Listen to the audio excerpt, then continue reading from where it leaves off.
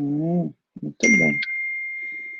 Pronto. Agora sim, né, não, José Marini? Vamos embora começar a nossa brincadeira. Bom, então, quem se lembra, na nossa aula passada, a gente estava falando sobre a DFC. Nós terminamos a aula passada falando sobre a DMPL, não é isso? E aí a gente falou das demonstrações das mutações do patrimônio líquido, direitinho, e agora a gente vai estar falando sobre a demonstração dos fluxos de caixa, tá? Essa demonstração dos fluxos de caixa, ela veio, né, em substituição a uma antiga demonstração chamada de DOAR, né, demonstração de origens e aplicações de recursos, muito antiga, tá? E aí ela veio em substituição à DOAR. E a DFC, ela vai ser bem importante na nossa análise.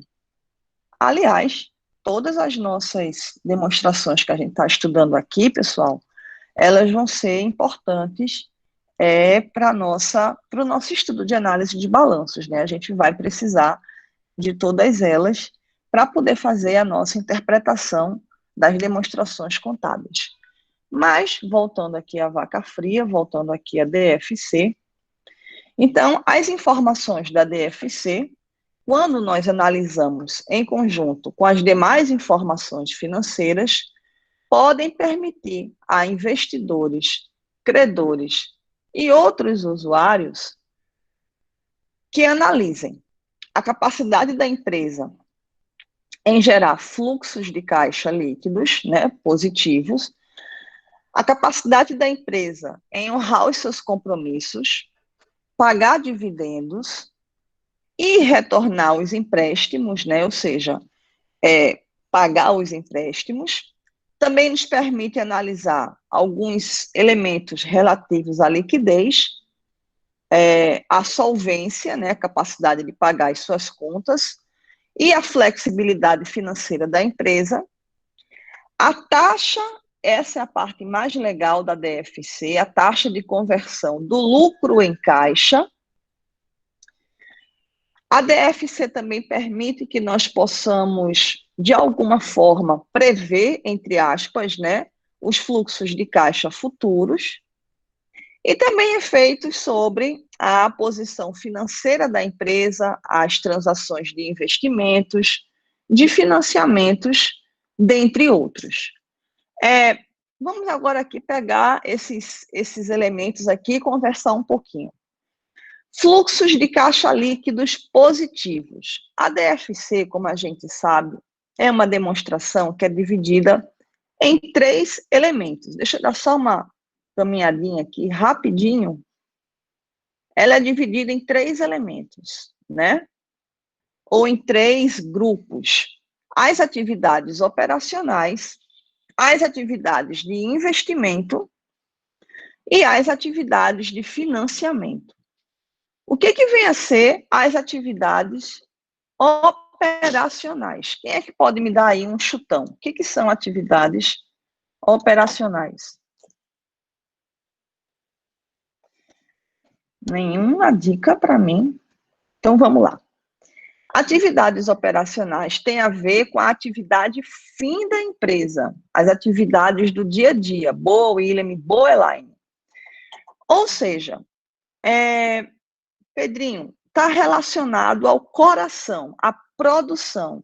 Ou seja, aquilo que a empresa recebe ou transforma em caixa é o caixa operacional. É como se fosse algo como o que a empresa recebe pelas vendas, o que a empresa paga pelas compras, os pagamentos e os recebimentos diários, aquilo que movimenta o fluxo da operação principal da empresa, Pedro, o coração, Elaine, tá? Então, quando a gente observa aqui, pessoal, e observem junto comigo, as atividades operacionais, você vai ter que iremos iniciar o estudo da atividade operacional partindo do lucro líquido, que é o final da DRE, é o lucro final da empresa, E a gente vai ajustar esse danadinho do lucro de algumas formas, né? E qual é o primeiro ajuste, pessoal, que vocês estão vendo ao lucro? Qual é o primeiro ajuste ao lucro? Quem é que pode me ajudar? Você tem o lucro líquido e você está ajustando esse lucro, correto? Vocês estão ajustando. Pronto, Hélida. Mas por que a gente está ajustando pela depreciação? A depreciação ele está sendo ajustado ao lucro. Clara, por que a gente está ajustando a depreciação ao lucro? Quem é que pode me dar uma dica de por quê? Porque não tem saída de caixa de fato. Ou seja, nós vamos pegar o lucro líquido para iniciar o fluxo de caixa.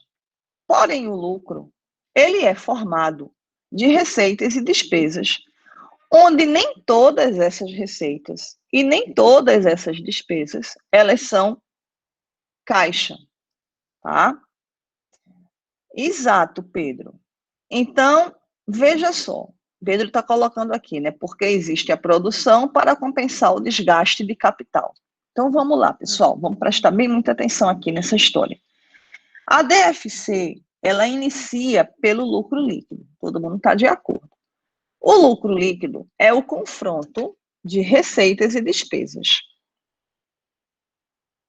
Nem toda receita é entrada de caixa. Nem toda despesa é saída de caixa. E nós estamos na demonstração dos fluxos de caixa. Então, a DRE representa receita menos despesa, o lucro, né? É isso que a DRE representa. O fluxo de caixa representa entrada de dinheiro versus saída de dinheiro. E o que ficou, né? Entrou dinheiro, saiu dinheiro. Muito bem. Em tese, em princípio, Pedro, a empresa tem uma receita, entra dinheiro. Em princípio, ela tem uma despesa, sai dinheiro. Porém, nem sempre é assim. Então, por exemplo, a depreciação é uma despesa. Beleza. Mas essa despesa não provoca uma saída de caixa. Mas a depreciação reduz o lucro. Então, você tem a depreciação diminui o lucro, mas não provoca uma diminuição do caixa. A depreciação deixa o lucro menor, mas não interfere no caixa. Então, é por isso que a gente vai enxergar essa situação. Como nós estamos na DFC, eu vou pegar o lucro líquido e eu vou somar o lucro à depreciação. Eu vou somar ao lucro a depreciação. Por favor, a depreciação, ela não reduz o lucro? Reduz. Porém, ela reduz o lucro. Mas ela não é uma despesa que reduz o caixa. Então, o caixa está lá, inteirinho. Não foi reduzido pelo lucro. Como eu começo a atividade operacional a partir do lucro, então eu preciso pegar a depreciação e somar ao lucro. E assim, eu vou ajustando o lucro com todas as despesas e todas as receitas que interferiram no lucro, mas não interferiram no caixa. Turminha, tudo certo até aqui? Tudo certo, Hélida, Rafa? Não entendeu não, Clarinha? Deixa eu tentar explicar para a Clarinha de novo. Vamos lá, Clara. Vamos lá. Olhe para mim e presta bem muita atenção, tá? Sérgio entendeu? Sim! Vamos lá. Clara, você está na DRE, correto? Na DRE, nós temos o quê, pessoal? Receita menos despesa. Beleza. Lucro. Só que nem tudo o que a gente considera receita representa uma entrada de caixa. E nem tudo que representa uma despesa provoca saída de caixa. Então, tem um monte de receita que é econômica E tem um monte de despesa que também é econômica. Ou seja, não provoca desembolso, não provoca pagamento, não provoca pagamento. E a depreciação é uma delas. Porque quando a gente vai reconhecer a despesa com depreciação, a gente vai fazer débito de despesa com depreciação,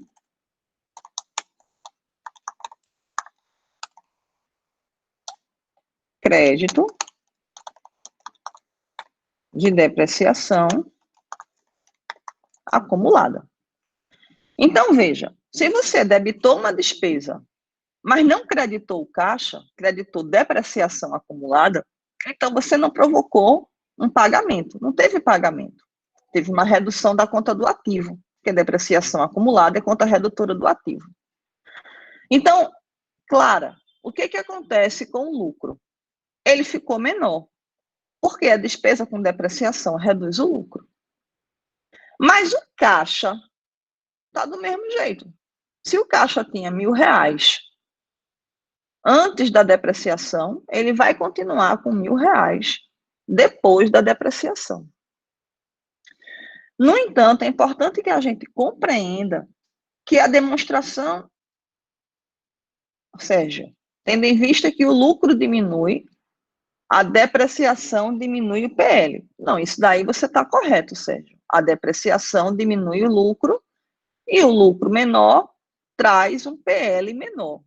Está perfeita a sua colocação. Mas o que Clara está com dúvida é, veja, por que é que eu mexo no lucro? Porque a depreciação mexeu no lucro, deixou o lucro menor. E eu tenho que fazer um ajuste disso no fluxo de caixa. Por quê? Porque a demonstração que eu estou falando, que eu estou tentando colocar aqui, é a demonstração dos fluxos de caixa.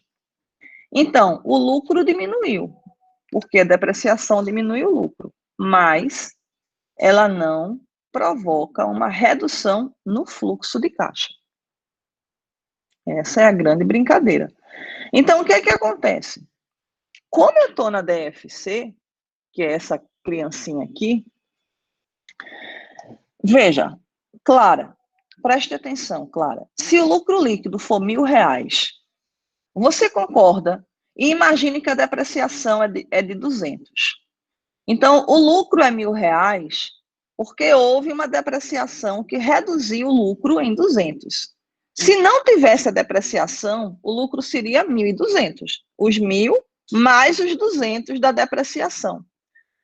Como eu estou falando da atividade operacional, eu quero saber quanto do lucro está no caixa. Porque essa aqui é a brincadeira da história.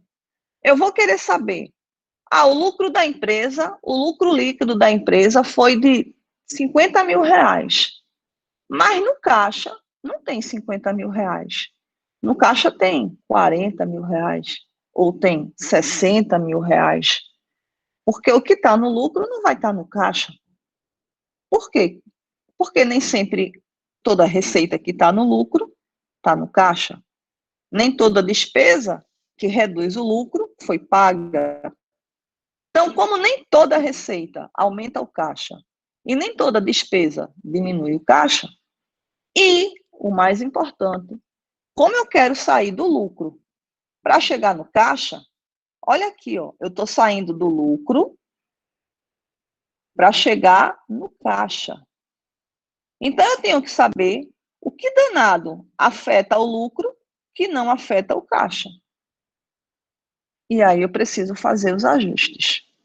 Entendeu, Clarinha? Tem certeza, minha princesa? Entendeu mesmo, né, Flor? Rodrigo. Camila. O esperado tem um fluxo de caixa positivo. Mas, quando tem um fluxo de caixa negativo, faz sentido? Não. Não faz sentido, não, tá? Por que não faz sentido? Porque você vai estar pagando para trabalhar, Rodrigo. Quando o fluxo de caixa operacional ele é negativo, a empresa está pagando para trabalhar. É aquela velha história, eu gosto sempre de fazer essa analogia e você vai entender. Veja, imagine que você está trabalhando numa empresa de auditoria, uma Big Four aqui em Recife, uma Deloitte, uma Ernst. Aí você ganha um determinado salário. e com esse salário você toca a sua vida aqui em Recife. Porém, você vai receber agora, né? Você foi convidado para ir para São Paulo com o mesmo cargo. Presta atenção. Você era analista XPTO aqui em Recife e você vai ser analista XPTO em São Paulo pela Deloitte. Mesmo cargo. Você não vai ter mudança de cargo, não. É o mesmo cargo, tá? Você acha, sinceramente, que o salário que você ganhava aqui, você consegue viver do mesmo jeito em São Paulo? Lógico que não. Por quê? Porque o custo de vida lá é muito maior. Então, você vai estar gastando muito mais para poder manter-se. Então, essa brincadeira é a mesma coisa do fluxo de caixa negativo. A empresa vai estar pagando para poder trabalhar, tá? Em determinadas situações, Rodrigo, você pode ter um fluxo de caixa operacional negativo, mas é uma coisa, assim, muito restrita. Tu tá entendendo? É um mês, são 2 meses, são 3 meses, é uma pandemia, tá? E aí a empresa, ela tem que ter fôlego para poder segurar a onda durante a pandemia, mas isso daí não vai ser para sempre, porque vai ter uma hora que o bicho pega e a empresa fecha. Porque o fluxo de caixa operacional negativo provoca um consumo de caixa, porque veja, Rodrigo, o fluxo de caixa operacional, ele é o coração que abastece a empresa de dinheiro. Porque não é a operação dela, esse troço tem que gerar dinheiro. Se ele fica negativo, vai tirar dinheiro da onde? Né? Então, vai tirar dinheiro de duas fontes. Ou empréstimos, ou o próprio sócio que vai lá aportar. Ou dinheiro que tinha guardado lá atrás. Mas tem uma hora que isso termina, né? Então, é por isso que tantas empresas estão fechando na pandemia. Muitas empresas. Você não precisa ir muito longe, não. Basta sair de casa, dar uma olhada na vizinhança, todas as lojas estão fechando. Todas não, tudo bem, é exagero, tá? Mas um monte de loja fechada. O objetivo da firma não é maximizar apenas o lucro, puro e simplesmente o lucro, de jeito nenhum. É maximizar o valor presente dos fluxos de caixa. No caso de organizações do terceiro setor, também não faz sentido. Veja bem, Pedro, não existe nem no terceiro setor, nem no setor público, Veja, eu dou aula para o mestrado e doutorado de gestão da saúde, né? Que é um programa de mestrado e doutorado lá de economia da saúde. E eu ensino custos, tá? Eu ensino custos. Imagina, Pedro, eu ensino custos para o pessoal de saúde, eles piram, né? Porque o pessoal de saúde não entende nada de contabilidade, nada. E aí eu vou ensinar custos para esse pessoal. Luquinha, não é porque não tem fins lucrativos que tem que dar prejuízo. Exatamente, Luquinha, você foi bem certeiro agora. Então, veja só, Pedro, certa feita, na última aula que certa feita, na última aula que eu estava dando nesse mestrado, nesse programa de mestrado e doutorado, aí eu estava fazendo a análise de um determinado hospital público, e é um caso real, tá? É um caso real isso daí. E aí era um hospital público, tá? Muito conhecido aqui de todos nós, aqui da nossa cidade. E aí a gente estava analisando a maternidade, a clínica da maternidade desse hospital. E aí tinha lá vários procedimentos que eram realizados nessa clínica, né, nesse ambulatório da maternidade. E um deles estava dando fluxo de caixa negativo, né? E aí eu fui bem direto, eu falei, olha, não tem condições, tá? Esse serviço, ele não pode continuar, porque se ele continuar, ele vai destruir o hospital. Porque em tudo que ele está consumindo caixa, dessa forma, porque estava um buraco danado, né? Ele vai comprometer todos os demais serviços e vai chegar uma hora que o hospital, o departamento, aquela clínica como um todo, não vai conseguir dar conta, né? Então, eu estou falando de um serviço público de saúde, né? Então, o que acontece na área pública, Pedro e Luquinha? Tem que ficar no 0 a 0. Não tem que ter lucro, beleza, mas também não tem que ficar dando prejuízo, ou seja, o 0 a 0 o que é o 0 a 0? O 0 a 0 é você ter um determinado conjunto de recursos e você vai prestar com aquele recurso, o melhor e máximo atendimento para a população. Ponto final, tá? É o que tem para hoje. Você tem um orçamento, no caso do hospital, ele tem um orçamento, ele tem um orçamento, e ele tem que designar aquele orçamento para determinados serviços públicos de saúde, de atenção à saúde. Ponto. O que não pode é você pegar aquele dinheiro e sair queimando, porque você vai terminar prejudicando outros setores. Mas, voltando à vaca fria, tá certo? Todo mundo conseguiu compreender esses ajustes ao lucro para que a gente possa chegar no caixa líquido da atividade operacional. Todo mundo deu para entender direitinho. Clarinha, tá tudo tranquilo para você, minha princesa? Tudo certo na sua vida? Quer dizer, vamos restringir aqui, tudo certo em relação à aula. Então, veja só. Então, a gente vai sair do lucro, tá? Vai ajustar o lucro em relação às receitas e despesas que estão no lucro, mas não estão no caixa, e a gente vai chegar no fluxo de caixa operacional. Em princípio, claro, com as exceções, essa criaturinha chamada fluxo de caixa operacional precisa ser positivo, tá? Precisa gerar caixa, precisa entregar caixa, tá? Dito isso, o nosso próximo elemento são as atividades de investimentos. É o segundo grupo aqui, esse grupinho aqui que está no meio do slide, tá? E o que vem a ser as atividades de investimento, Clara? Atividades de investimento, como o nome está dizendo, ele vai representar as entradas e as saídas de caixa relativas aos ativos de longo prazo. Então, toda vez que a empresa compra equipamentos, máquinas, veículos, instalações, vai haver uma saída de caixa, porque em tudo que eu estou comprando, se eu estou adquirindo, eu estou gastando dinheiro, né? E pode acontecer também de eu vender.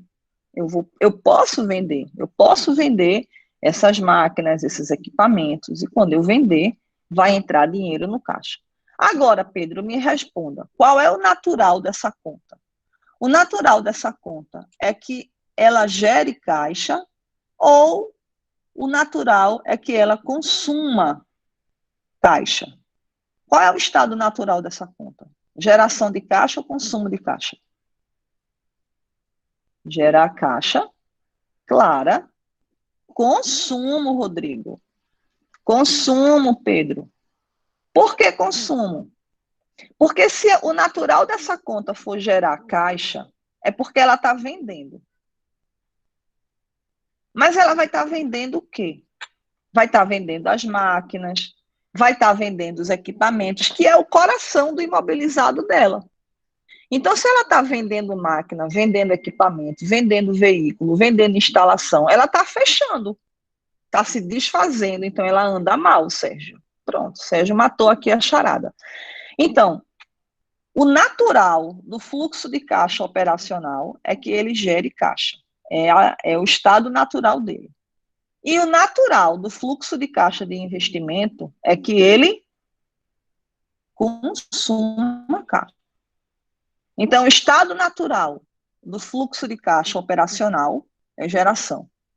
O estado natural do fluxo de caixa de investimento é consumo. Pessoal, tudo certo? Turminha?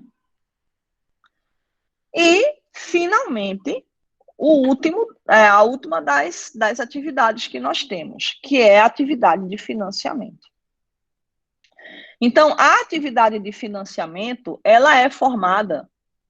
Eita, Pedrinho. O pagamento de parcelas de um financiamento, pronto. O pagamento de parcelas de um financiamento, você já colocou. É uma atividade de financiamento, tá? Davi, professor, e no caso de uma empresa que gera caixa com operações na bolsa? Olha, Davi, veja, é uma pergunta muito interessante essa sua, né? Porque é o seguinte, ela é uma empresa de produção ou ela é uma empresa de corretora de valores, né?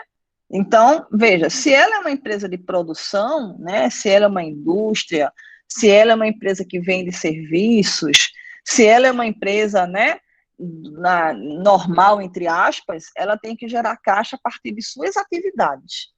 Se a geração de caixa dela é através de operações no mercado financeiro, tem alguma coisa errada, Davi. Tá? Tem alguma coisa errada. Essa disciplina, Davi, de análise de balanços, ela é muito útil para quem investe em bolsa, tá? Deveria no máximo ser uma complementação, Sérgio, mas não geração principal, perfeitamente. Então, Davi, essa disciplina da gente de análise, eu gosto muito dela, eu tenho um carinho muito grande por ela, assim como eu também tenho um carinho muito grande, uma paixão. Na verdade, eu sou apaixonada pelo mercado financeiro, sabe? Gosto, sou apaixonada, alucinada mesmo. E essa disciplina de análise de balanço, ela é a ferramenta cirúrgica, é o bisturi do mercado financeiro. Porque quando a gente domina a técnica de análise de balanços, que é o que eu tenho em mente aqui, passar o máximo possível para vocês dessa técnica, é cirúrgico. Você vai numa empresa e você vai cirúrgico nos pontos que precisam ser observados, que vai te levar a comprar ou a não comprar determinada ação, Elaine, eu quero, da forma correta. Porque o que acontece, Elaine? As pessoas quando investem, agem efeito manada. Sabe como é que é o efeito manada? Todo mundo compra, eu compro também. Eu conheço poucas pessoas que, entre aspas, vamos colocar muitas aspas, perdem tempo fazendo análise. Vai na especulação, Leozinho, tá entendendo? E quando a gente começa a compreender certas nuances que estão dentro, que estão contidas nas demonstrações contábeis, você faz atalha, você evita muitas quedas, porque a contabilidade ela reflete a realidade, principalmente, Leozinho, falando de empresas listadas em bolsa que são auditadas, né? Eu não estou falando de microempresa, não estou falando de pequena empresa, estou falando de uma SA de capital aberto. Então, a realidade é um pouco diferente, sabe, Léo? Você tem mais confiabilidade, quer dizer, você tem muito mais confiabilidade. Então, você sabe onde você está pisando, entendeu, Léo? Não é uma coisa assim adoidada, você sabe onde você está pisando. Então, muito bem. Então, voltando aqui à nossa história, Davi, respondendo agora de forma objetiva a sua pergunta, tem alguma coisa errada aí. Eu já não recomendaria essa empresa para compra, porque ela não está gerando caixa a partir da sua operação. E se isso acontece, tem algo errado aí, entendeu? Sim, mas aí, voltando aqui à história, a atividade de financiamento, ela é formada por entradas e saídas de recursos que virão ou de bancos ou do próprio acionista, do capital próprio, que vai lá e aporta, né? Então, a atividade de financiamento, Leozinho, ela pode assumir dois estados naturais. Ou ela assume o lado de consumo, ela consome caixa, e nesse caso ela vai estar pagando os financiamentos, ou ela assume o lado de geração de caixa. E aí, nesse caso, ela vai estar tomando empréstimos. Muito cuidado, porque se ela ficar mês a mês, trimestre a trimestre, ano a ano, gerando caixa por empréstimos tomados, isso daí é um problemão. Porque isso vai representar uma empresa altamente endividada. Então, quando você... Exatamente, Luquinha. Uma empresa altamente alavancada, Luca. Perfeito. Então, quando a gente vai olhar um fluxo de caixa, e a gente vai olhar fluxo de caixa, você tem que prestar muita atenção nessa demonstração, tá? Na DFC. Sim, Davi, mas no caso de bancos, banco é outro planeta, né? Banco é outra história que é um mundo desconhecido. Tanto é que quando eu vou comprar ações de banco, Davi, eu não olho o balanço. Vou confessar. Pronto, falei, tá? Porque é complicado você fazer análise de bancos do mesmo jeito que a gente faz análise de empresas normais. Eu olho o banco, eu olho o balanço de bancos, olho, mas eu não vou mentir, eu olho superficialmente, tá? Porque é completamente diferente. Não é igual o que a gente faz. Aí como é que você compra ações de banco? Bom, aí eu vou, é muito complexo, Leozinho. Aí eu vou pelo Faro, tá? Aí a gente vai pelo Faro, mas normalmente é complicado você analisar bancos. Por isso que eu já dou logo o bizu, tá? Pelo amor de Deus, nenhuma equipe aqui se arvore a pegar banco para fazer análise de balanço, porque o bicho vai pegar. Então, quando a gente for escolher as empresas, em nome de Jeová, vamos pegar a empresa de setor produtivo, tá? Não vamos arvorar para o mercado para analisar banco aqui não, porque é bem complicadinho. Mas aí, Pedrinho, veja, do ponto de vista de análise mesmo da DFC, a atividade operacional, que é a primeira delas, ela precisa ficar positiva.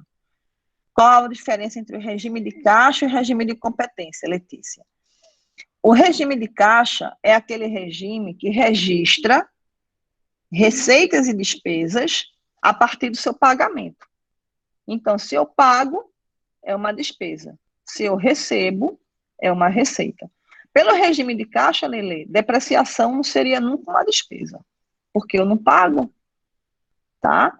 Então, o regime de caixa é aquela forma de contabilização onde a receita e a despesa, ela só seria reconhecida pelo seu recebimento ou pagamento. E o regime de competência é aquela forma de contabilização na qual eu reconheço a receita barra despesa pela sua incorrência, tá? Qual é o mais utilizado no setor produtivo? Em todos os setores, Sérgio.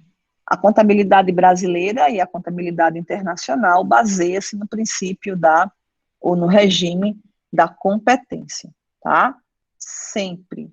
Jamais regime de caixa. Jamais. Agora, Lele, o que tem a ver o fluxo de caixa com essa história, tá? O fluxo de caixa é uma demonstração contábil que vai te dar uma visão sobre o que é que tem no lucro e o quanto isso está próximo ou distante do caixa. Então, vocês vão ver na prática, quando a gente começar a analisar balanços, que vocês vão ter muitas empresas que têm lucro, mas não gera caixa. Entendeu? São empresas que apresentam muito lucro, mas não conseguem gerar caixa. E o contrário, vocês vão ter empresas que, inclusive, apresentam prejuízo, mas que apresentam grandes fluxos de caixa. Então, a DFC, ela serve para que a gente possa fazer exatamente essa análise. Porque o lucro, Lele, ele é econômico e financeiro. E o caixa é só financeiro. Então, eu vou querer saber exatamente isso. Eu vou querer identificar a formação do lucro e o quanto esse lucro está refletido dentro do caixa. Agora, quando eu falo caixa, eu vou pegar o caixa e dividir em 3 fatias. A geração de caixa da operação, a geração ou consumo de caixa dos investimentos e a parte do financiamento. E aí, só para amarrar e fechar, a atividade de financiamento, ela tanto pode gerar como ela pode consumir. Se ela fica gerando caixa todo mês, todo semestre, todo ano, só gerando caixa através dessa atividade, significa que a empresa ela está altamente endividada, porque está entrando muito dinheiro, sempre, constantemente, via empréstimos. Então, é outro ponto de observação para quem vai investir em ações. Porque você não está comprando uma empresa, você está comprando uma bomba. Por quê? CAPEX é financiamento. CAPEX são as despesas que estão associadas à produção. É financiamento, é financiamento. Então, veja, lucro financeiro e lucro econômico. O lucro financeiro, William, você vai ver ele dentro do fluxo de caixa. É o teu lucro transformado em caixa, é o teu lucro financeiro. E o lucro econômico é a tua DRE. É o lucro que vem das receitas e despesas que não... Na verdade, Williams, veja, não tem a teoria dos conjuntos, já ouviu falar da teoria dos conjuntos? Então, o lucro econômico contém o lucro financeiro. Deu para entender? Você tem o lucro financeiro aqui e o lucro econômico contém, né? O lucro financeiro está contido no lucro econômico. Deu para entender, Williams? O lucro econômico é maior e o lucro financeiro está dentro do econômico. Não recomendo não, Pedrinho, de jeito nenhum. Não vamos pegar a empresa com recuperação judicial. E analisar se ela vai conseguir sair? Entendi. Pode, mas você não quer verificar uma empresa para saber se vale a pena comprar as ações dela, não? Eu acho que é tão mais legal.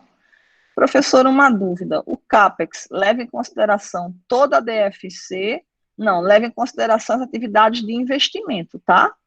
As atividades de investimento, é o meinho dela, é uma parte específica dela. Hein, Pedrinho, tu não quer estudar, não? Pedrinho tá querendo pegar... Fica à vontade. Eu, particularmente, quando eu olho... Estudar também, né, Pedro?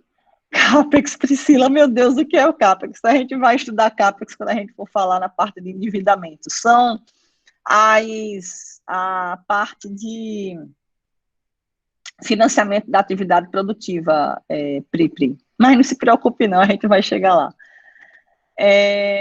Meus amores, estão querendo comprar ações da Oi. Quem está querendo comprar ações da Oi? Vocês? Meu Deus. Não, pode comprar, minha gente. Olha, veja só, ações é uma coisa assim, que cada um tem seu próprio, né? Por conta da recuperação. Entendi. Você acha que é... Olha, Léo, veja só, se a venda for bem sucedida, eu vou dar minha opinião, tá certo? Eu sou uma pessoa muito conservadora, Leozinho. Então, assim, agora veja, Léo, isso é uma opinião muito particular, tá certo, Leozinho? Que de forma alguma é estrada para ninguém. Mas eu sou muito medrosa. Tu tá entendendo, Léo? Não é recomendo. Não, assim, é porque eu sou muito medrosa. Aí para botar meu dinheiro, eu tenho que saber exatamente onde é que eu tô colocando. E eu não entro, eu não costumo entrar em uma operação que me ofereça um risco maior do que eu consigo observar, tá? Então, assim, Luquinhas, mas cada um, Luquinhas, Priscila e Leozinho, cada um tem uma forma de observar, né? Então assim, Pedro, eu entro no mercado variável, de renda variável, eu tenho ações, eu tenho uma carteira de ações, pequena, mas tenho.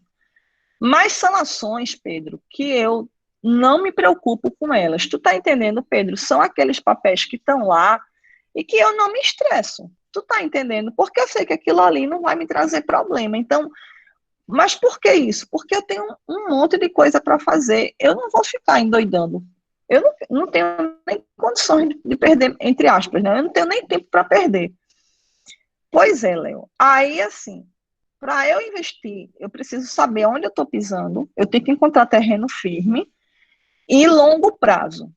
E assim, eu compro e deixo, compro e deixo, compro e deixo, compro e deixo, fica lá. Eu não costumo vender, né? Fundos de investimento também são bons, Davi, também são bons. Agora, preste atenção que agora, nesse momento, está uma rentabilidade muito baixa, você tem que ver a taxa de administração, tá certo? Para você não estar perdendo dinheiro. Porque como a remuneração está muito pequena por conta da Selic, qualquer taxa de administração de 0,2% já é muito caro para você. Então, só precisa ficar de olho nessa danadinha dessa taxa, tá? Bom, mas voltando aqui à história, a gente vai chegar no final, no caixa líquido, né? E aí, esse caixa líquido nada mais é do que o somatório das três formas ou atividades, né? Da atividade operacional, da atividade de investimento e da atividade de financiamento. Mas eu dei um pulo, a gente estava aqui, né? falando da capacidade da empresa de honrar os compromissos, né? Justamente, se você está gerando caixa operacional, se a empresa gera caixa operacional, ela vai conseguir honrar seus compromissos. Se ela gera caixa operacional, ela vai conseguir pagar dividendos, ela vai conseguir pagar os empréstimos, né? Então, tudo depende aí da sua capacidade de geração de caixa operacional. Também a gente vai conseguir ter uma ideia da liquidez, né? Solvência, a flexibilidade financeira, o que eu já falei, ó, converter lucro em caixa, porque eu vou sair do lucro, né, para poder chegar no caixa, então eu vou saber qual é a taxa de conversão, né, se está muito longe, se está próximo do lucro, no caixa. Eu vou também ter condições de fazer previsões de fluxos de caixa para o futuro, né, e os efeitos sobre a posição financeira da empresa, das transações de investimento, de financiamento, etc. E o objetivo primário é fornecer informações relevantes sobre pagamentos, recebimentos em dinheiro de uma determinada empresa ocorridos aí em um período. E aqui está uma brincadeira de criança para a gente estudar. Dê uma olhadinha no fluxo de caixa e já dê em chau, né? Por que eu estou dizendo isso? Porque é só um tira-gosto. A gente vai estudar demonstrações de fluxo de caixa com valores reais e bem maiores do que esse, tá? A gente vai usar séries temporais para fazer as previsões, Pedrinho, exatamente, tá? Você vai pegar uma série histórica, né? Onde você vai ter os valores históricos e aí a gente projeta isso para ter uma ideia, levando-se em conta, né, Pedro, que o que aconteceu no passado não é garantia de futuro. Isso daí todo mundo tem que ficar bem ciente, Pedro. Passado não é garantia de futuro. E por que a gente faz previsões financeiras? Para a gente ter uma ideia, né? Tem uma expressão em latim chamada ceteris paribus, né? Que vem a ser essa expressão. Mantendo-se tudo constante, a perspectiva é que chegue nesse valor. Agora, se muda, né? Se tem uma Covid no meio do caminho, aí não tem previsão de fluxo de caixa certo, né? Ninguém previa isso daí, isso não estava em nenhuma estatística, mas aconteceu e quase que a gente, quase não, né? Muita gente ainda está dançando, né? Então, no mercado financeiro, Elaine, tem essa máxima: passado não é garantia de futuro. Aliás, Elaine, essa máxima é para a nossa vida, né? Não se confie no passado. Ele pode não acontecer no futuro, né? Então, passado já passou. Agora, ceteris paribus permanece. Mas, tanto na vida financeira como na nossa vida pessoal, tem covides, né? E aí, de vez em quando, a gente cai do cavalo e tem que aprender a subir de novo, levantar a poeira, subir no cavalo, né? Se não for mesmo cavalo, outro, mas que a gente consiga, de alguma forma, sem cavalo mesmo, a gente consiga caminhar. E sempre para frente, né? Nem para o lado e nunca para trás. Mas voltando aqui à história, já deram tchau para a DFC, né? Isso aqui é uma brincadeira, tchau, isso não nos pertence. E as notas explicativas, tá? DFC tá ok, pessoal? Tranquilo? Todo mundo entendeu direitinho a DFC? Ok? E para finalizar a história, as danadinhas das notas explicativas, tá? Então, notas explicativas são informações complementares às demonstrações contábeis, podem ser usadas para descrever práticas utilizadas pela companhia para fornecer explicações adicionais sobre determinadas contas ou operações específicas, né, situações particulares, ou para que a gente possa entender, compreender melhor a composição, os detalhamentos de certas contas. Notas explicativas têm que ser algo, pessoal, que a gente tenha o costume de ler. Contador odeia nota explicativa. Tanto não gosta de fazer, como também não gosta de ler. Mas é um equívoco. tá, pessoal? A gente precisa aprender a gostar das duas formas, de fazer e de ler. Não é todo contador que sabe fazer, e a maioria deles odeia ler. Mas eu volto a dizer, tá? Quem vai, ou quem quer, ou quem gosta de bolsa, de mercado, de ações, quem gosta de compreender o funcionamento das empresas, precisa aprender a gostar de nota explicativa. E olha, é uma questão de costume, Bia. A gente vai se acostumando com o linguajar. Tudo na vida é questão de costume, né? E o conhecimento também. Você se acostuma com aquele linguajar. Não é um linguajar comum, tá? Mas você começa a se habituar com aquilo ali e você vai vendo que é tranquilo daqui a pouco. Eu sou uma, Sérgio. Eu não vou mentir, tá certo? Naquelas empresas que eu invisto, eu leio todas as notas a cada trimestre, tá? Então, assim, tem muita coisa importante nas notas. É preciso que a gente aprenda a ler aquilo ali, tá?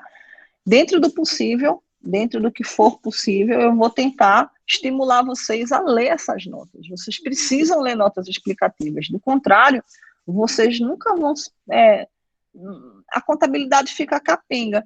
Até porque as notas explicativas de uma SA de capital aberto, elas são muito ricas em questão de conteúdo, tá? Então, de fato, é importante. É bem importante mesmo. Então, as notas explicativas.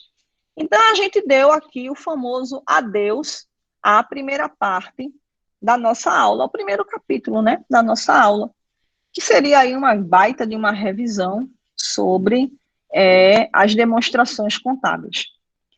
Então, deixa eu perguntar para vocês, em relação a essa revisão inicial, em relação ao balanço, a DRE, DFC, eu posso ler notas dói mais que ler CPC? Ô, meu bebê, é porque tia é doentinha, tia gosta das duas. Tia gosta tanto do CPC como das notas, acho que tia não é muito normal, não. Eu sou meio dodói. Mas, olha, veja só, pessoal, me diga uma coisa, né, Lulu? A pessoa que gosta de ler nota explicativa e curte CPC é porque essa pessoa não tem muito juízo. Mas, olha, veja, me diga uma coisa, pessoal. Ô, Leozinho, não fale isso, não. Não, é legal, Leozinho. Veja, CPC não é difícil, Léo. Olha, eu vou dizer para você uma coisa. Tudo é uma questão de costume mesmo, Léo. Veja só. A gente se acostuma com a forma de como ela é escrita. No início, é muito xarope. E a nota explicativa, ela tem um problema sério, ela não tem uma linha de raciocínio lógico, então ela vai e volta. Essa é a pior parte. É o que cansa, porque você tem que ficar indo e voltando no texto. Aí eu já aprendi a ler nota explicativa. Qual é o meu segredo? Né? Eu não sei vocês, mas eu divido o computador em duas telas. Eu coloco duas telas, tá? Então, quando eu estou lendo um CPC, eu estou lendo um CPC na metade de uma tela, e quando ele manda eu ir para a seção XPTO, que está lá embaixo, eu permaneço com a minha tela onde eu quero, e na outra metade da tela eu saio girando o PDF para ir lá onde ele está explicando. E assim eu consigo ler sem me perder, porque se eu ficar subindo e descendo a tela, lendo CPC, eu vou pirar, né? Não tem a menor condição. Aí eu divido. Mila, a gente divide a tela em dois. Pega abre dois documentos PDF, aí seu problema é ler no PDF? Elaine, eu já passei dessa fase. Porque se eu for imprimir tudo que eu leio, eu vou à falência. Também é costume, viu, Elaine? Para resumir a ópera, minha princesa, tudo na vida você se acostuma. E aí eu me acostumei a ler em PDF de um jeito que eu não tenho papel na minha vida. Quer dizer, claro que eu tenho, mas assim, eu não imprimo para ler. Porque senão, imagina, se tudo que eu for ler, eu for imprimir, vou pirar. Né? Não tem condições nenhuma. Meu sonho de consumo agora, Pri, é um iPad. iPad não, um tablet, né? Porque aí você pode escrever, aqueles que tem caneta, que você escreve e tal, faz bolinha, né? Porque aí fica show de bola, você consegue Aquele que você bota aquelas bolinhas assim. Mas vamos lá, vamos seguir. Sim, turminha, deixa só eu fazer aqui o feedback. Tu lê pelo Kindle. Tá aí, eu não gostei do Kindle, porque o Kindle, eu acho que fica fosco. Eu gosto das coisas brilhantes. O Kindle, ele é fosco, mulher. Mas dizem que ele tem que ficar fosco mesmo, para não agredir a vista, né? Eu gosto das coisas que tem. E eu gosto de telona, assim. O Kindle é pequenininho, eu gosto. Tá, mas eu acho chiquérrimo. A pessoa lendo no Kindle assim, entendeu? Tipo na jaqueira, aí fica lendo no Kindle, eu acho a podridão da riqueza. Mas vamos lá. É, não me adaptei ao Kindle, também não, Lu, não vou mentir. Pessoal, me diga aqui uma coisa. Vamos aqui, eu e vocês agora, vocês e eu, nós aqui, todo mundo junto. Primeira parte da revisão, ficou tranquila, pessoal? Deu para dar uma geral? Tudo certo? Posso seguir adiante, né? Graças a Deus. Geralzona mesmo, Aninha, uma geralzona. Bom, a próxima parte vai ser a análise das demonstrações contábeis, né? E aí o objetivo, né, a gente vai estudar, e agora, pessoal, a gente vai começar a entrar na brincadeira, tá? Análise através dos índices, liquidez, rentabilidade, estrutura e atividades. E aqui um início, né, uma introdução à nossa brincadeira, que é a análise das demonstrações financeiras e de balanços. Objetivo: extrair informações das demonstrações financeiras para a tomada de decisões. Então, você vai ter fatos ou eventos econômico-financeiros que vão ser processadas pela contabilidade, esses fatos ou esses eventos de natureza econômica, de natureza financeira, vão entrar na contabilidade. Isso vai ser processado, se traduz, se concretiza em demonstrações financeiras, balanço, DRE, tá? E através da técnica de análise de balanços, a gente vai transformar essas demonstrações em informações financeiras para a tomada de decisões, tá? E aqui a metodologia.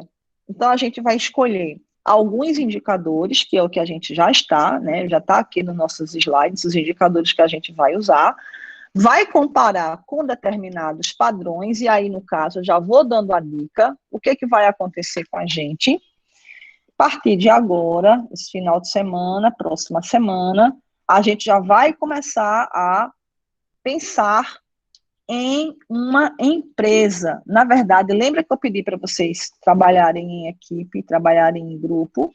Pronto. Então, cada grupo vai se apropriar de uma empresa listada na Bolsa de Valores. Agora, quando vocês forem escolher essa empresa, vocês tomem cuidado para vocês não pegarem uma coisa. Vamos fazer o seguinte: eu vou propor para vocês um segmento, um setor. Por que eu vou propor um setor? Porque aí a gente vai ficar restrito ou vai analisar aquele setor. E aí, cada grupo vai tomar conta de uma empresa do setor. No final da história, a gente vai estar analisando todo o setor, e aí vai ficar fácil da gente poder tomar decisões. Porque quando a gente faz análise de balanço, a gente tem que comparar o resultado da nossa empresa, da nossa análise, com as empresas que estão ao nosso lado. E quando a gente fala de bolsa de valores, o que acontece? A gente sempre fala de um setor econômico, de um grupo econômico, e nesse grupo econômico eu vou ter várias empresas listadas, então eu vou escolher uma empresa do grupo, tá? Enquanto que outro grupo vai escolher uma outra empresa daquele grupão econômico, e aí cada grupo vai ficar responsável por uma empresa e a gente vai poder se comparar. Deu para vocês entenderem, pessoal? Ficou claro? Tá? Então, na próxima aula, eu vou propor um setor econômico. Claro que vocês também podem começar a verificar qual é o setor que vocês querem estudar, para que a gente possa bater um papo aqui e chegar num consenso. De preferência, Pedro, um setor que tenha uma quantidade boa de empresas, tá? Para que acomode todo mundo na sala. Então, como a gente vai se dividir em grupos, Juju, então, digamos que a gente tenha, sei lá, 15 grupos, tá? Então, se a gente não conseguir pegar um setor que tenha 15 empresas, a gente consegue pegar 2 setores. Pois é, Davi, eu não sei se a gente vai conseguir pegar um setor econômico, Davi, que comporte 15 empresas, tá? Mas banco, não, Rodrigo, banco, eu tenho um morro de medo de banco. Varejo, pode ser elétricas, pode ser, tá? Varejo é enorme, né, Leozinho? Pode ser também 2 setores. Aí eu quero, se vocês puderem, quem tiver um pouquinho mais de tempo, dá uma pesquisada para a gente ver a CELP listada. É sim. Varejo, né, Lulu? Tu gostou? Pronto, então vamos para varejo. Agora eu só não sei se varejo comporta todo mundo, se a gente vai conseguir todo mundo se enquadrar em varejo. Se a gente não conseguir enquadrar todo mundo no varejo, a gente pega 2 setores. Mas o que eu queria dizer é que a gente vai pegar, a gente precisa pegar um setor, um ou 2, e que a gente se enquadre, porque quando a gente for comparar, a gente vai comparar a empresa de um grupo com a empresa do outro grupo e os 2 grupos dentro do setor. Porque a gente vai poder, então, fazer diagnósticos, tomar algumas decisões, porque a gente vai estar se comparando. Então, já falando aí sobre o nosso trabalho, porque a gente vai entregar esse trabalho no final, o trabalho é em equipe, tá? Então, já fazendo essa brincadeira, sim, eu estava pensando em fazer outra coisa com vocês. Aí também é uma história para a gente conversar. Vocês conhecem o Drive, né? O Google Drive. Aí eu estava pensando em a gente fazer um planilhão, tá certo? Agora vamos ver se vai dar certo. E aí a gente iria alimentando esses dados no nosso planilhão para que a gente tivesse acesso a todas as informações do setor. Então, quem for daquele setor vai alimentar aquele planilhão. Como é Google Drive, então todo mundo vai ter acesso agora. Por favor, não vamos se meter na empresa do vizinho. Então, cada um pega a sua empresa, vai alimentando seus dados. Paloma, essa Paloma, você é a mesma Paloma que está lá no mercado de capitais, mulher? Setor que envolve commodities tem bastante, né? Olha ela aí. E a do grupo é a geral, tá certo? Então, veja só, qual é a ideia? Que a gente ficasse no Drive. Porque no Drive, Ana, poderiam dividir em pastas. Pois é, a gente vai trabalhar isso daí no nosso Google Drive. Agora, veja só, pessoal, a gente tem que ser educado. Por que educado? Nada de se meter com a planilha do vizinho, nada de mexer no resultado do colega, tá entendendo? Então, a gente tem que se educar. O Drive é público, todo mundo vai ter acesso. Agora, o que não dá é cada um no seu quadrado, tá certo? Então, cada um no seu quadrado, alimentando seus dados, e aí todo mundo ganha. Não pode fazer bagunça, a gente tem que ser super educado, tá certo? Que nem brasileiro, quando vai para o exterior, fica na fila, pede licença, é um tal de excuse me please. Quando chega no Brasil, ela é dando tapa assim no povo, tá entendendo? Oh, meu Deus do céu. Olha, quer ver brasileiro educado? Manda ele para o exterior, vira uma dama, uma moça. Nunca vi. Volta para o Brasil, pronto, vira um cavalo. Então a gente vai ficar que nem brasileiro no exterior. Excuse me, please. Excuse me, né? Nunca vi. É uma graça. E aí, veja só, por que que a gente vai trabalhar com várias empresas do mesmo setor, né? Para que a gente possa pegar a série histórica, não, a gente vai pegar a nossa série histórica e os outros grupos vão pegar as outras séries, então vai ter a nossa empresa e o outro grupo vai ser a empresa concorrente. Os padrões vão ser previamente estabelecidos, a gente vai ter aqui os padrões, os índices que a gente vai utilizar, quocientes das empresas pertencentes ao mesmo ramo, que é o que vai acontecer, porque a gente vai estar dentro do mesmo setor, se tiver 2 setores, mas os setores vão ser conhecidos, a gente vai estar analisando todos os setores, tá? E a gente vai trabalhar com os índices nacionais, porque os setores, eles representam as empresas listadas na Bolsa, então são todas as regiões do país, tá? Ah, identificação de benchmarking, né? Ou seja, a gente vai pegar a média, e essa média vai ser a média do setor, né? O que é que vai ter ali de melhor no setor, porque vai estar todo mundo se comparando, vai estar tudo aberto, então a gente vai ter os índices de todo mundo ali pareados, né?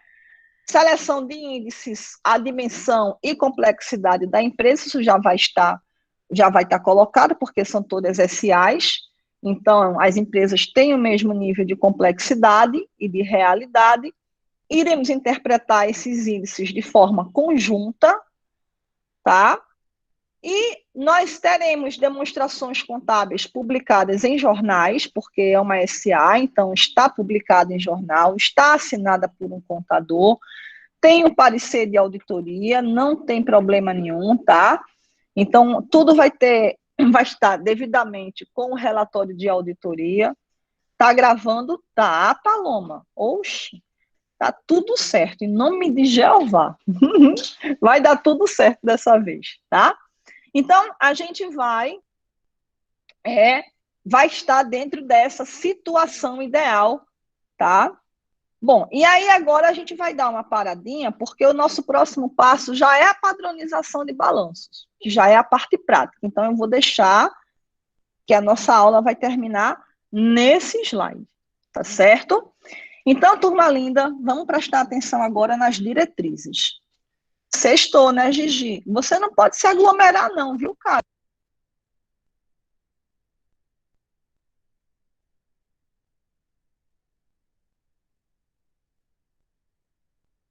Aglomeração, tá? Quebrou o barato. Olhe, presta atenção.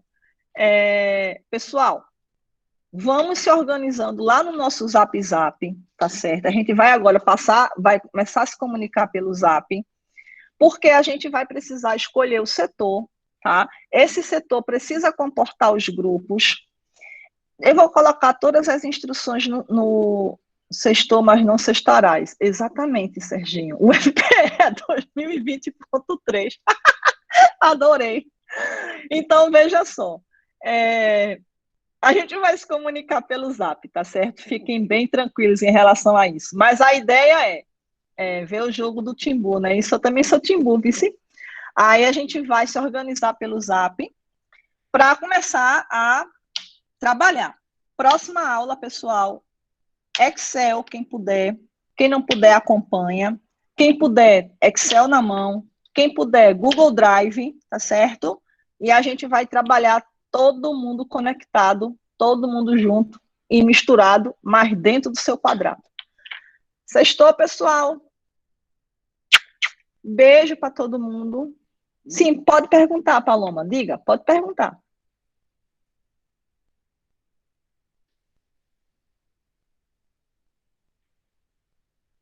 Paloma. Todas as aulas vão ser síncronas. Exatamente! Vocês vão ter que me aguentar até o final. Todas as aulas vão ser síncronas. Em relação aos componentes por e-mail, não, Pedrinho. Tu não está no Zap Zap, não? Você não está no grupo do Zap, não, Pedro? Tá? Boa sorte para o nosso Timba, né, prof? Olha, pessoal, peraí, tá não? Então, meus amores, por favor, mandem aqui mandem aqui, pessoal, no chat o link para os meninos entrarem no Zap, por favor. Alguém vai lá no Zap da gente, pede o convite. Tem não, pronto, Giovanni já colocou. Meninos, entrem aí nesse link que vocês vão bater no Zap. Porque daqui para nesse final de semana eu vou dar as orientações para vocês se organizarem. Camila, qual é o livro? Mila, veja, livros bons de análise de balanço. Tem Marion, tem Eliseu Martins, tem Asaf Neto,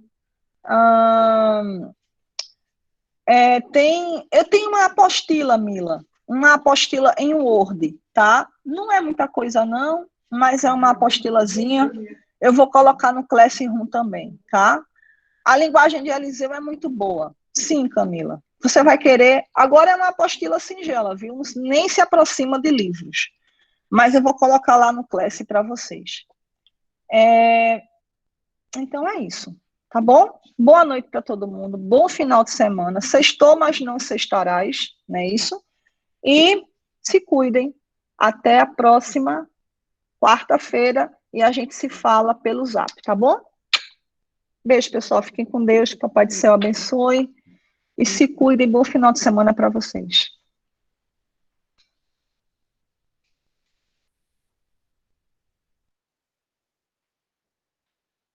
YouTube, Pedro? Como assim, cara? Tem show do YouTube, tem live do